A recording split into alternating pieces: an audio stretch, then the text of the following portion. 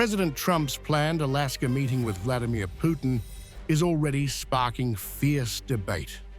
7 top European leaders, including Macron, Meloni, Starmer, and von der Leyen, have issued a joint statement backing Trump's push for peace in Ukraine, but with strict terms. They insist diplomacy must be paired with continued military aid for Ukraine and pressure on Russia. Negotiations, they say, must happen only after a ceasefire or a reduction in hostilities. The statement says,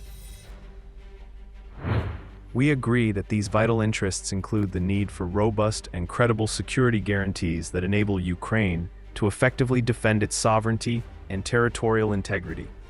Ukraine has the freedom of choice over its own destiny. Meaningful negotiations can only take place in the context of a ceasefire or reduction of hostilities. The path to peace in Ukraine cannot be decided without Ukraine. We remain committed to the principle that international borders must not be changed by force. The current line of contact should be the starting point of negotiations." President Zelensky welcomed the European position, but warned against any deal that freezes Russian territorial gains. He directly accused Putin of trying to trade a pause in fighting for the legalization of occupation. Putin wants to exchange a pause in the killings for the legalization of occupation. We will not allow this second attempt to divide Ukraine.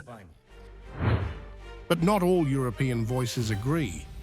Slovak Prime Minister Robert Fico, a frequent critic of Western policy on Ukraine, claims that the West itself blocked an early peace deal in 2022 and warns Ukraine is being crushed between superpower interests. When elephants fight or mate, the grass suffers. In this case, it's Ukraine. The West stood in the way of ending this war in April 2022.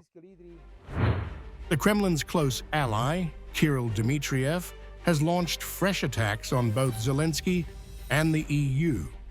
He claims Ukraine is rejecting real solutions and says the EU's reference to the current front line amounts to acceptance of Russia's battlefield gains.